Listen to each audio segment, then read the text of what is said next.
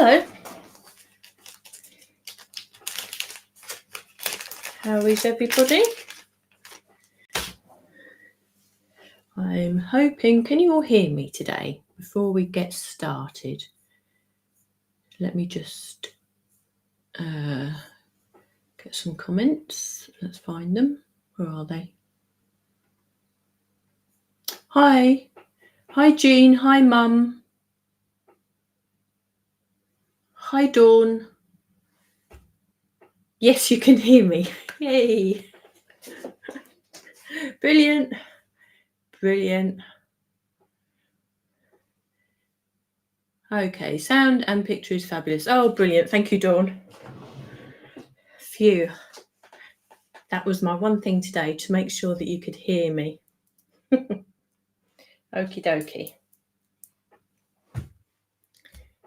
Hi. I'm guessing that's Lisa, is it? We have Lisa and Dawn. Brilliant. And looks like I'm going good on Facebook as well. Hazel saying hi from the background there. Honestly. Hi, Sharon. Hi, oh, hi, Tina.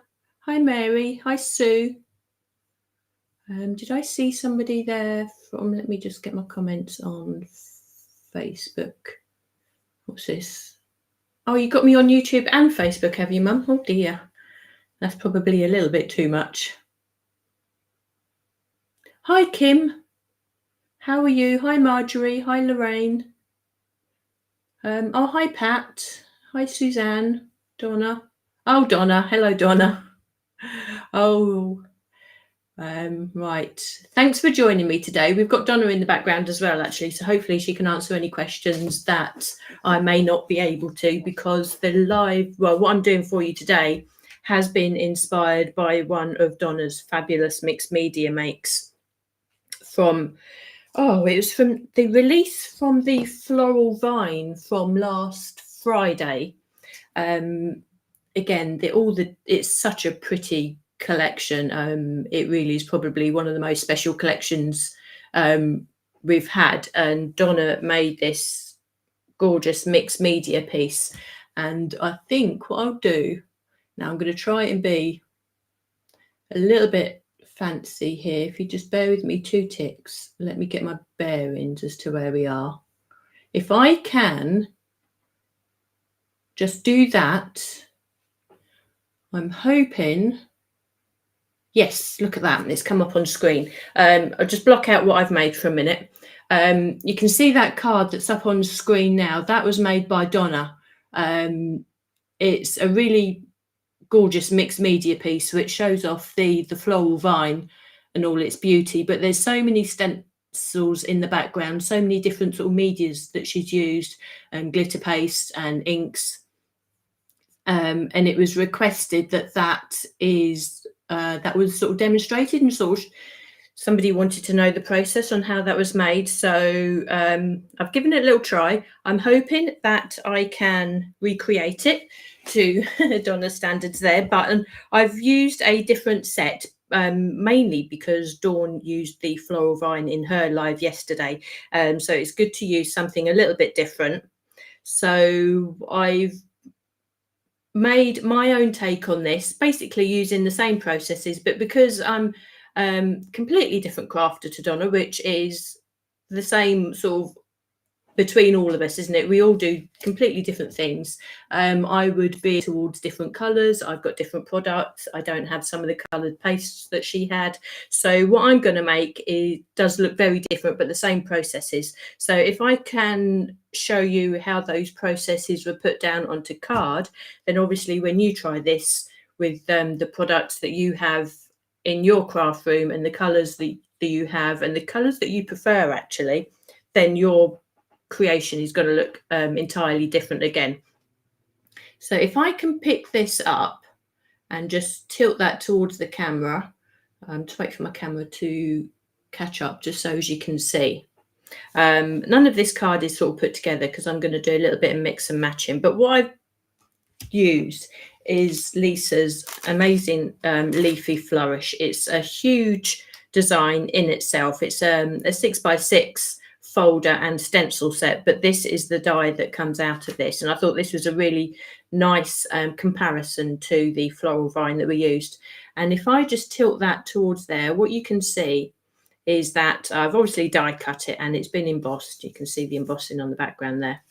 That I've actually coloured this particular piece has been stenciled first with interference inks, and then a little bit of gilding wax put over the top to get that lovely sheen. Now I've done this a couple of times and on different coloured cardstock actually. So if I bring this one in, it looks very similar. And this one is actually created in the same way that Donna done it, which was basically die cutting and embossing first. And then we sort of bypassed the stencils. We didn't need to use the stencils. And we've coloured initially with gilding waxes, or the artist waxes that Lisa has here. So I've got the 4 colours. I've got the gold, copper pot, silver and the chameleon. There are other colours available and you may have those, so obviously they would be ones to try as well, but I've used a mixture of these. And then once those are applied, I've actually coloured on top of that with interference inks, which I would never have thought of doing, to be honest, but I was quite surprised at the outcome. And that's how you get the intensity of colour that Donna was able to get on her creation. So I'll talk you through how I done that. I've also, just because I had time to play and try something a little bit different, I've actually done the same, or used the same processes on coloured card. And I've used a like a sagey green coloured card, which is what I covered my card base with, just to see what it would look like, to be honest.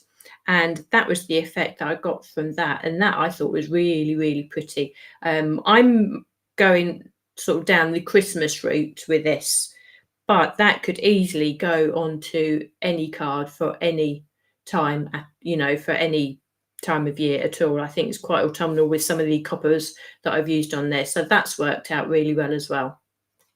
And I think that that looks really pretty on there also. And then what I'll do, I'll talk you through how the base of the card was created. Now, I'll say I've gone for slightly different colours. I didn't have the blues and the pinks that Donna had, so I've gone for a Christmas sort of vibe.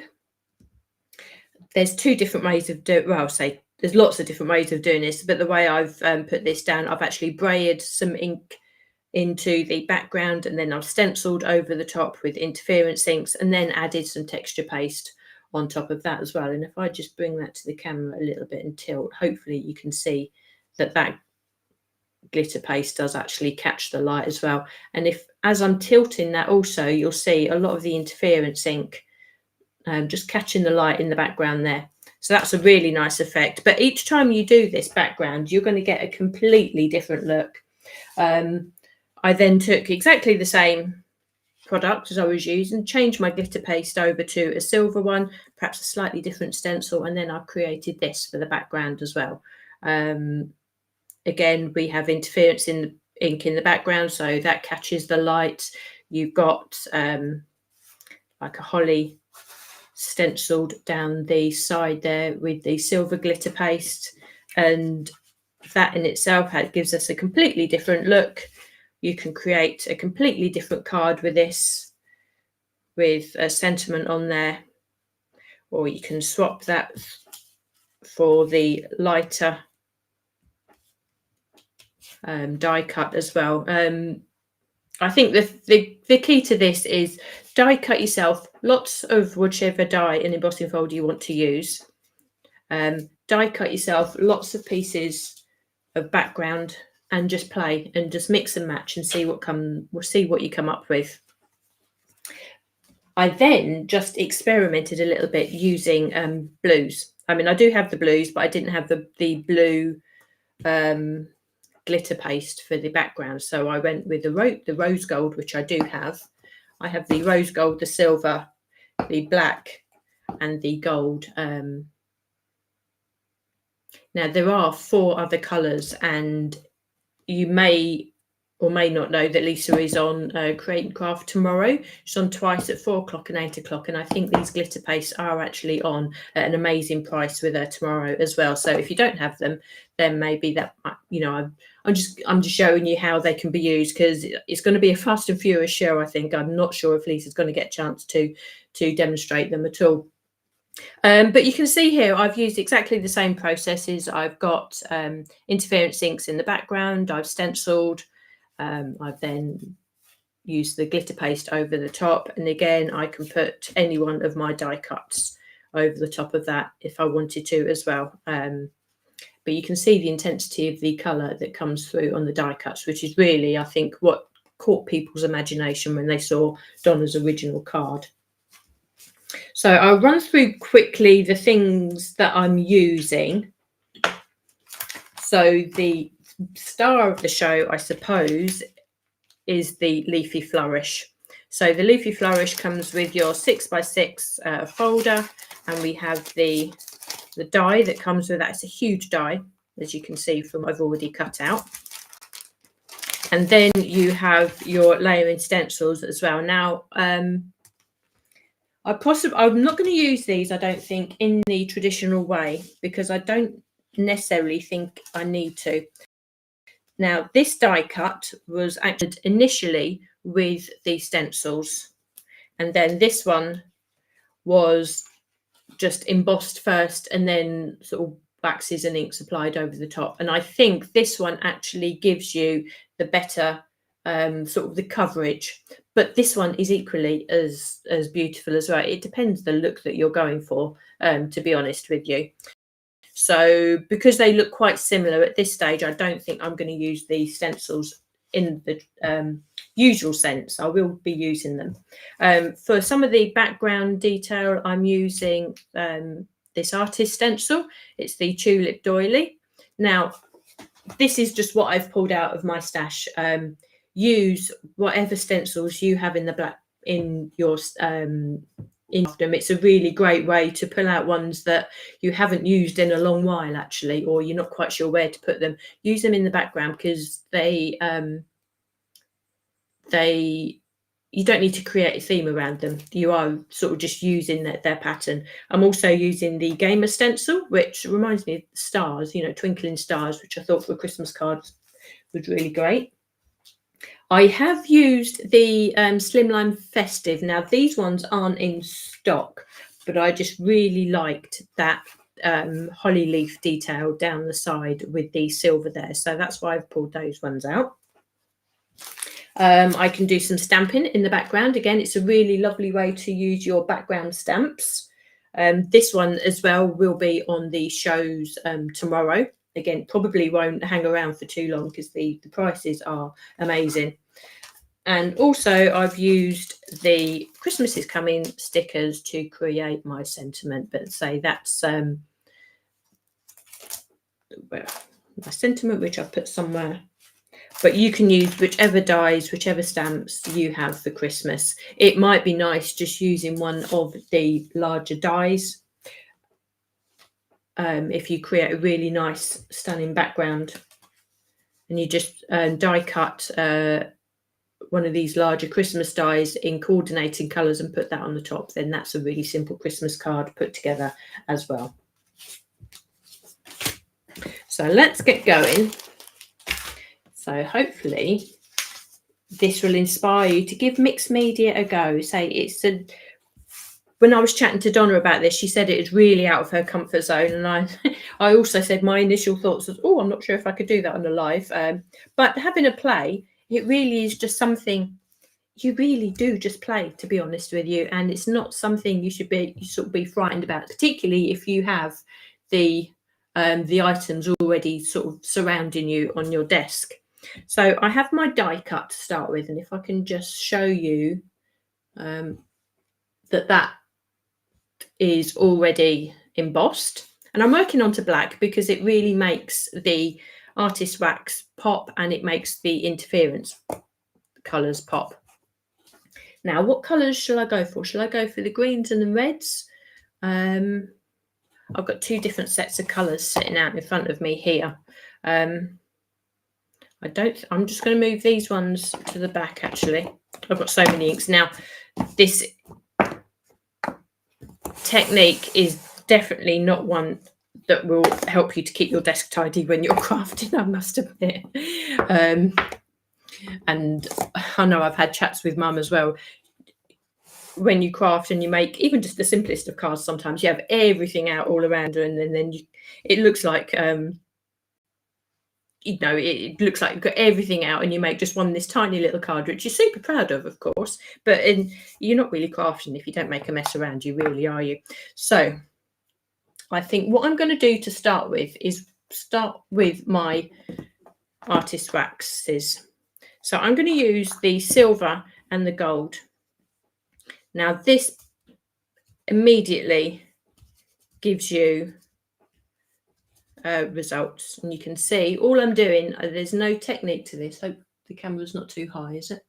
I'm just taking the wax from the pot on my finger and just putting that straight down onto the design, and just basically covering all the design that is there. And you can see straight away that all the embossed detail just pops out at you. So if I can just lift that up and just show you, there you go, and that's catching the light. Even if this is all that you've done and you added this to the card, this would look stunning. Because on black, obviously the silver is really going to jump out at you. What you can then start doing is start taking a little bit of the other colour and just mixing that on in as well. Now you'll notice that I haven't wiped my hands going from one pot to another. These waxes are so forgiving that you really won't contaminate going from one colour to another at all. Because what you can do, make sure that you wipe as much wax off from your finger if you wanted onto the cardstock before going on into another colour. But honestly, there is very little transference of colour from one pot to another. And the blending really works. It's really, really straightforward. You're not looking for a super smooth blend as you would when you're working with brushes and inks, because what you need to do is just go for it. Now, this is something that took me a long time to get to grips with. Say, I'm not necessarily a mixed media person, but I love the effect that it has. And I've often watched other people do this and I think, oh, if only I could just do that. And the key to it is just letting go. Just saying to yourself, I need to cover this piece of cardstock with these waxes, and that's what you need to do. So that's exactly what I've done there. I'm going to keep the majority of that silver, and I'll tell you for why. What I found quite interesting when I now come on to use the interference inks, oh, by the way, try and remember to replace the lids on your waxes. You don't want them drying out. Yeah, so I would never have thought of putting interference inks on top of this, to say, until I spoke to Donna and she told me she was throwing everything at it. So in a way, she's done all the testing for us and sort of showed us what works. But by adding the interference ink on top of a silver wax, what you actually achieving is the colour of the ink that would be onto a white cardstock. You know the properties of these inks, that they are two-tone. So we have on the left the colour that the ink would be on white card, and the colour on the right is the colour that the ink will be on black card. So obviously I'm working onto black card, so I initially pulled out the inks based on the colours of the black card, but applying them particularly over silver artist wax, I was finding that the colour from on the white card was the predominant one. So I found that quite interesting, and what it done, it really gave these inks a different dimension. So obviously use your sponges. Your artist wax dry instantly, so you don't need to worry about waiting for this to dry at all. And all you do, again, just choose your favourite colours, but just start adding that ink over the top. You can use the green ink over the leaves and highlight that more if you wanted, or you can just go for it and add your favourite colours over the top, and you'll start seeing those colours change. So hopefully you can start seeing that on camera. It's going to be something that you're really going to appreciate more when you're doing this and creating it yourself. So I'm making a like a traditional colour Christmas cards with reds and gold. So I want to add a little bit of red and gold on there also. And again, this is just a case of just letting yourself go and just adding your ink and just having fun with it. It really is just a case of throwing it everything at the cardstock, just as Donna said. And you can see there how the colour is now starting to build up, and you really do catch that in the light. I'm going to add the milk chocolate roses, the shimmering. I've just really got into this colour. I hadn't really used it very much before, but it's so unusual and so unique that, yeah, I'm definitely going to use this more. But I'm just adding that on there. That just adds a little bit of gold on there, I suppose. But again, it's something that you just need to play with. You are covering up your artist wax, but they are still really enhancing that detail that is sitting behind. So there. And you just how well that sits on the black. And if I bring in another just die cut, simple black colour, and in that short time you can see that we've gone to this, something that looks really sort of opulent, to something that was just plain matte black. And what I'll also do while I'm here and doing this, before I go on to the backgrounds, I will actually show you how these colours work onto a coloured cardstock as well. So let's just clean that out the way. Yeah, so this is just a sage green pearlescent cardstock that I had in my craft stash, which I thought was really pretty colour. So I'm going to add some silver ink onto this, some silver wax onto this. And again, just even silver onto this just was really, really pretty. And I know when we talk about interference inks, we talk about them going onto white card and black card, but obviously they can go onto any colour card. And it's worth just trying out and just seeing how they react on different colours. Now, the silver wax onto this sage green looks gorgeous. It gives it a real frosty type look. Let me just show you. Now it's already pearlescent cardstock anyway, so you're going to get that sheen from it. But I really liked it when I started adding the colours. So I'm using Summer Garden. So it's a real green that I can add onto here. You can see now how that is changing. It's a lot more subtle on this, but obviously if that's the look that you prefer and that's the look that you go for, then it really doesn't matter at all. Mixed media doesn't always have to be really bold colours. It can be exactly as you want it to be. You make it to suit, don't you? So now I'm just going to come in just slightly with a slightly scarier colour, I suppose. This is the warm chestnut. This is just going to warm up some of those leaves. And I'm not going to take too much ink, but I'm just going to catch some of that embossing. And what that will do, it'll add quite an autumnal sort of coppery feel in the background there. And it almost turns things slightly pinkier. So give things a go. I'm going to go slightly darker on some of the outside edges, I think, which looks lovely. I really like that on there. It really takes on a, oh, it's such an unusual colour actually, such an unusual colour. And because you're working onto a pearlescent cardstock, actually, it does blend itself out to be really subtle. That's looking really pretty, and you can see just how these colours do build up. And I'll perhaps come in with a little bit of the Golden Sun. Again, that will add some of the coppery elements into this as well. So this would be really nice for the autumn time of year. So just add that into there. And I think what's nice doing it with this way, you still keep the colour in the background.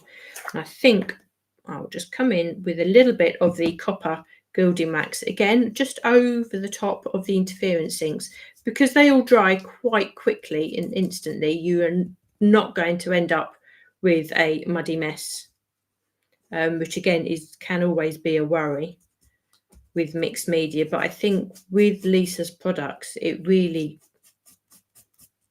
prevents that happening, to be honest, because I've done a lot of these different things over the last sort of couple of hours and yesterday when I was prepping, and not one thing has turned out in a way that I didn't like, which I think someone who's not usually used to doing mixed media, I think that's a really good sign. So you can see how those colours really come out on that as well, but that's a lot more subtle. So we've created our 2 die cuts there. You may want to keep a spray bottle and your cloth to hand and just clean up as you go, because otherwise you could have sort of messy fingerprints all over the place. So hopefully you can see just how well you can create these embossed images here. And say I've got lots now. I can keep these in a store somewhere, and I've got these ready to put on a card as I go. If I just put those 2 together, you can see just how they've turned out really differently, just by putting different amounts of different colours on. This one's got more gold on. Okay, let me see. So now we'll go on to creating the background. So I've already cut myself a piece of, this is Lisa's Super Smooth cardstock, which for the materials and the mediums that I'm using, this works really well. If I was going to be stenciling with paste a lot heavier than I'm actually going to, then I may want to use a watercolour cardstock, but Lisa's cardstock for the purposes of this works really well. Let's get myself a piece of, try and keep myself tidy. Move those to one side. Right, a piece of spare card. Right, I've got myself a brayer. You may not have a brayer, in which case then you can use your blending brushes, blending sponges to create colour on the background, or you can use the direct the ink to paper technique by just getting your ink pad and just swiping it down. I'll show you. I'll do it on the back here. You can just add your ink this way, just really gently adding some ink down. So that adds really nice texture actually. You can do it that way. Or you could even, let me get myself some more card. If you don't have the brayer and you want to cover your cardstock really quickly, you can add your ink to your messy mat, like so.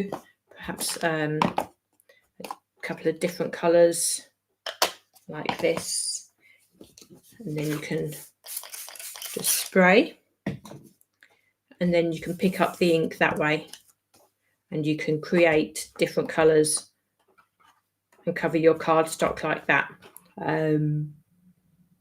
Obviously you'd want to use more sort of bolder colours that way, but if you don't have a brayer, that would be another way to cover your cardstock really quickly. So let me just clean that up. Or you can use your blending sponges, but I will show you the brayer. That's what Donna done for us. So I'm going to use the Summer Garden again. I'm going Christmas, so I've got green in mind, and I'm going to pick up some ink on the brayer and just move that across, because obviously the brayer is wider than the ink pad. Yes, I still can't let go, so just be cleaning up a little bit, even though I'm doing messy mixed media stuff. There's just that thing in me that just wants to clean up after myself. But anyway, so I've picked up the ink on there, the interference ink, so some of this will be shiny. I'm just going to take off a lot of the ink to start with and just move the ink onto the cardstock. Now, I like to build up this in layers and just sort of do this gently, but you can pick up a lot of ink all at once and put this down if you want to do it that way. I know some of you will be far bolder with your colours and your crafting than I am, but I do like to build things up gently. And I'm taking off the first layer of ink initially, just so as I know that I've got control over what's going on to the cardstock. I think just for this top corner, I will come straight on. And this actually, doing it this way, it does actually create a tiny little bit of texture. This will wash off later on. I don't need to worry about doing that now.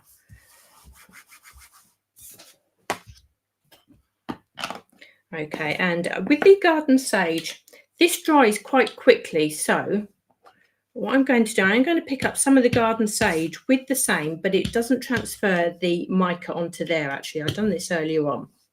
And I'm just going to add a layer up the top there. So that just gives us like two-tone, a little bit of texture. Because I think actually that's what we're trying to achieve when we do the mixed media. We're creating different layers of texture and interest onto the cardstock. So the first layers you're putting down are just your base colours, and then we can start adding some detail over the top. So I'm going to use the clear stamp. I'm using the music one here, but the text one in the background would work really well. The ink splat ones would work really well as well. But the music works really well for Christmas too. I'm going to, actually what I will do, just now that's drying, you can just see that ink coming through. You can see what the ink sitting on the on my copy paper there. You can see where the interference is coming through. So as this dries, you'll see the interference coming through on that as well, which is really good. So again, I'm using the Summer Garden. I think I'm going tone on tone all the way at the moment. So I'm going to ink my stamp. I'm not putting it onto a block because I don't want this to be the most perfect stamped impression. I want the hint of music in the background. So I'm going to stamp off the majority of the ink and then just put this anywhere on your cardstock. And I've actually put this upside down, but that doesn't matter. Normally it would bother me, but not today. And I just stamp off the majority of the ink. You can see a little bit of text going on in there, a little bit of the music. If it's not bold enough for you, then you can go in again. Or you can just ink it up a little bit, blot off a little bit more gentle, and then just go back in a different area and just add your detail in the background. Now that is really subtle, but it is there, and if it wasn't there then you'd miss it, if that sort of makes sense. Now if I can perhaps just bring that to the camera, hopefully the camera can cope with that. You can just about see that in the background, and you can see the different layers of texture already, and we haven't really done very much. There's no smooth blending going on, but as I say, just go with it, because this is the look that we're trying to get. Now what I want to do is to bring some coordination into the background with the embellishment that I'm going to put on. So I'm just going through the images that I've already created. Actually, I should probably use that one. So we're using this very leafy background as a embellishment. So really I want to have a bit of a leafy theme going on in the background too. Now if you don't have any other stencils with leaves on, then use the stencils that you have for this. You don't have to use every single one of them. I am just literally going to use the leafiest stencil from the layering stencil, so that would be stencil number 1. We're not looking to recreate the image, but it is going to mirror the image there. And I think what I'll do, I was thinking what colour I'm going to use. Again, I'm going to use the Summer Garden, I think. And I'm just going to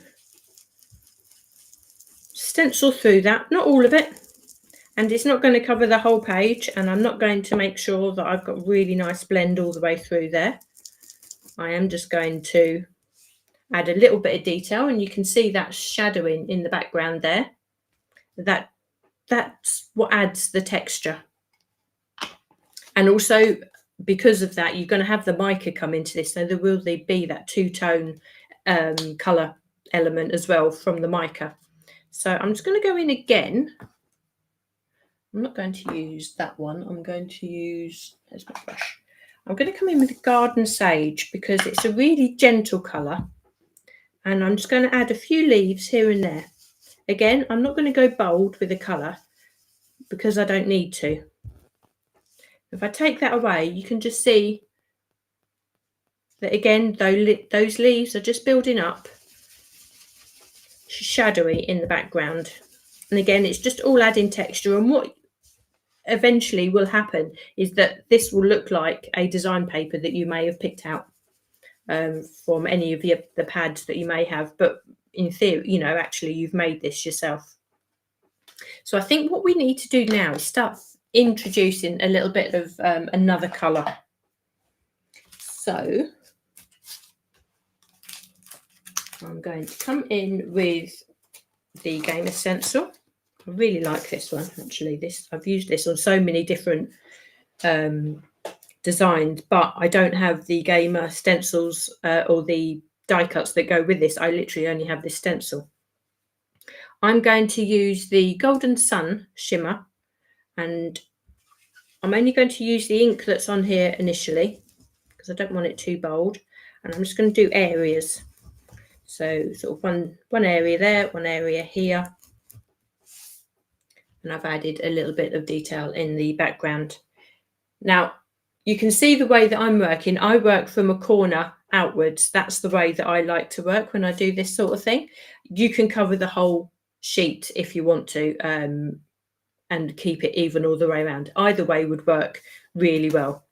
I'm going to add some colour up here, but just in a line. So I'm just going to add a little bit like that. Again, this red and green works so well. I think I will add a little bit more ink.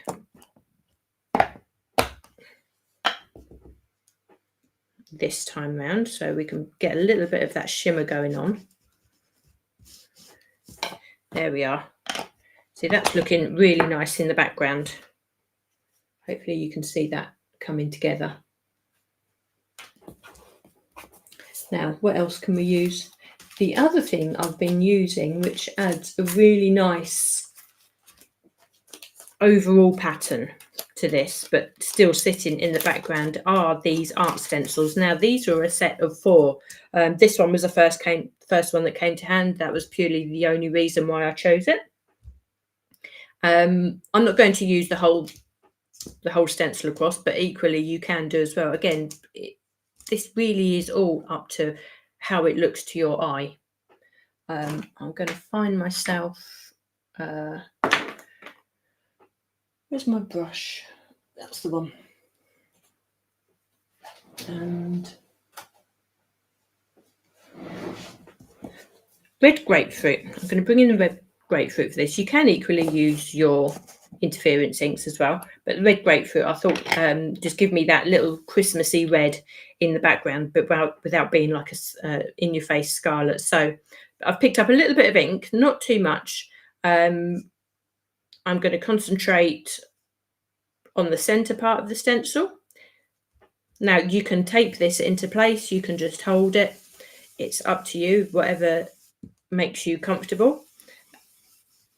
If it moves and you don't get a crisp image, then again, I don't think that really matters with this particular technique.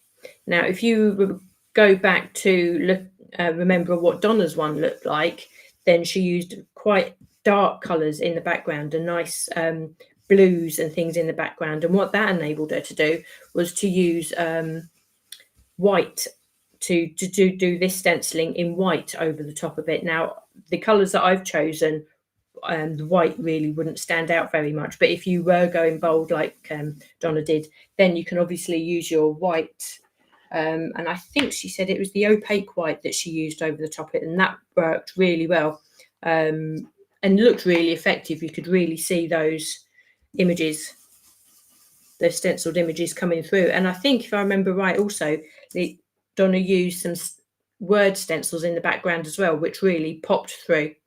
So you can see there now that I've used that stencil in the background.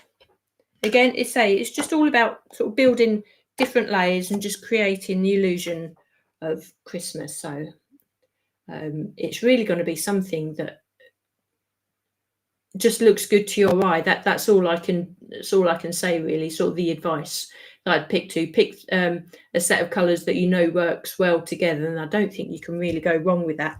Now, I've left this corner quite clear, obviously, because we're going to be covering that with our embellishment, so there's no need to worry too much about that.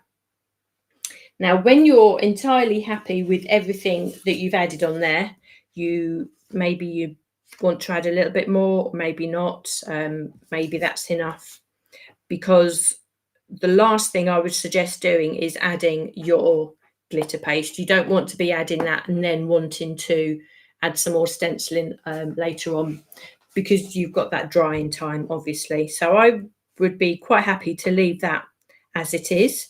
If you wanted to create a little bit more depth, perhaps you can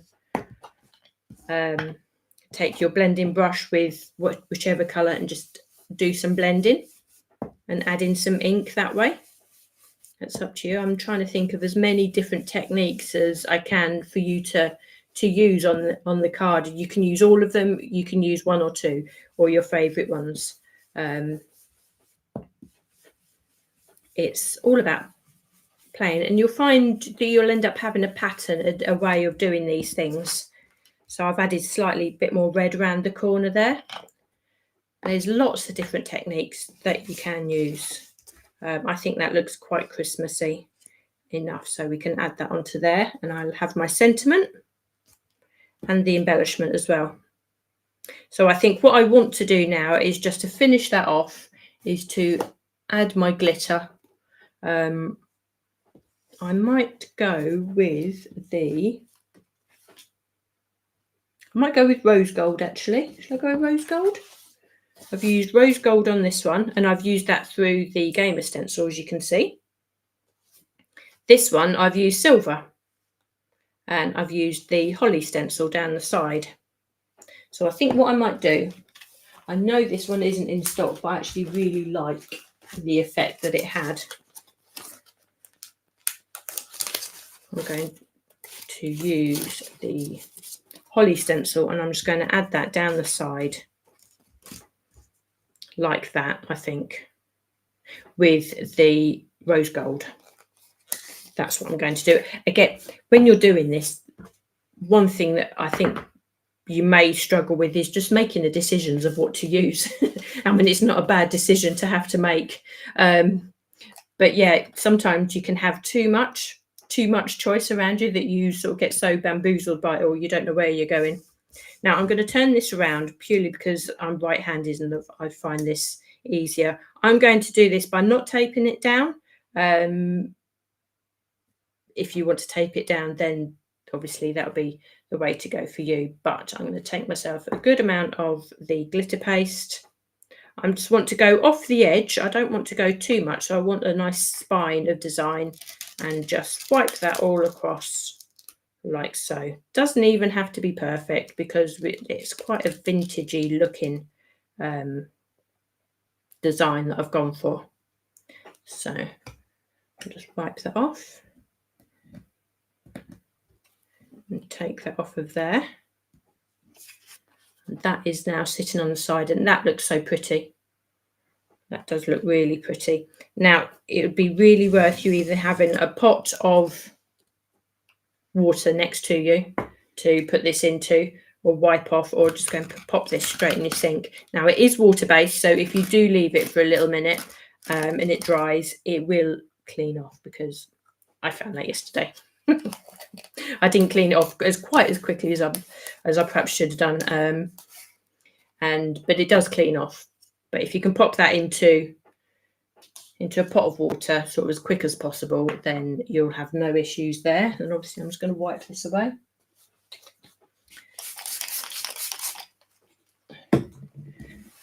Okay, this is where Lisa's messing. That really does earn its money. Really does earn its keep for you because it cleans so easily. Now you'll want to put this somewhere that you're not going to smudge the detail, which again I can be very good at doing. Now actually, look, now this is where it takes me so long to make cards. I have this sitting here ready to go on the card, but I've just placed this die cut on there alongside that simple sentiment, and that looks pretty in itself. I mean, I would be more than happy for my card to look like that as well. So in effect, I could recreate this card blank, make a card like this, and then I have two cards there, don't I? So yeah, it's how a lot of my ideas come to me. Actually, I just sort of pile things along as I move them out of the way, and I think, oh no, that works really well. So bearing in mind that this is still wet and I do need to leave that to dry, so I'm going to be very careful. We can layer up our embellishment on the side, and we can add our sentiment down the side there. Now, I think possibly what I would do is once I've added this, I would trim that round, so obviously that will fit on the card. I could put it straight on as well, or just put this up like that. It's entirely up to you. You could also even, because you have the holly at the top there, you could add your embellishment like that, and then your sentiment on the side also. Lots of different ways. It's just a really fun way to create lots of different effects, really. So I'm just going to put that there, and I'm just going to add that there just while that paste dries. So hopefully that's given you a good few ideas on how to get going. I've got lots of different backgrounds here, lots of different ways that these have been created. I'll try and put them all in. That one, actually, if I just show you there, I'm just getting distracted by the mica in the background. And this one, actually, I don't know if you can see, I did actually try the white ink over the top of this, and I can just about see it. So it really gives a really nice effect, but it's also worked as a bit of an interference with the mica. So it's got a really lovely effect. So although I said it's probably not worth stenciling with white ink over the top, because you're not going to get an immediate sort of stencil effect like that, it's really subtle in the background. Really subtle in the background. So maybe that's just something else for you to think about too. So let me just now add these, just give you a little idea of how things come together. That's the blue one that can go onto the top there.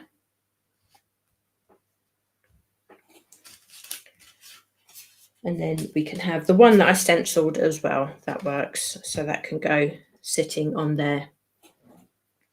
So there's lots of different ways. It is very mixed media. There's an awful lot of stuff on my desk actually that you can't see. It's all just out of picture here, just all out of shot. But it's a really nice way to mix and match. You know your favourite colours. You would have bought your favourite colours. So immediately you know that all your products will work together in the same way. Equally, you use a different design like Donna did, and it looks completely different straight away. So it's just have a go. Just have a go, I would say. Kim, Kim, you're in Alaska. You've never used the paste. No, I don't use the paste very often either, but when I get them out and try something like this, I wish I used them more. It's just never enough time to use everything, is there? The Leafy Flourish is actually a really nice one to try this with too. It's so detailed. But then all of Lisa's embossing folders are so detailed. So I think any one of these any one of them would look perfect with them all. So I love you and leave you for this afternoon. Oh, hi Julie, you're tempted to buy the glitter pastes now, are you? Well, I tell you what, if you are tempted, then the deals that are on Create and Craft tomorrow are amazing. I don't think you'll get any better chance to go for them, and they are of the set of 8. I know when they were released, I think they were released in 2 sets of 4, which is why I ended up with this set, but now they are in a set of 8. So now is a great time if you are tempted. If you do have a go, then obviously Donna would love to see your attempts and your creations in the group as well, but we all would. It's really nice that you sort of interact with us and that these lives are helpful to you. But I will love you and leave you for today. Thanks so much for joining me. I actually really enjoyed this. Reminder that Lisa is on Create and Craft tomorrow at 4 and 8. Dawn will be back with you on Thursday, 2 o'clock, I think, or no, maybe 1 o'clock actually with Dawn. And then I think Lisa will be with us again Friday afternoon as well. I think she'll be back home, hopefully recovered, because it's going to be a fast and furious show tomorrow, I'd imagine. So thanks for joining me, everyone. Take care, and I shall see you next week.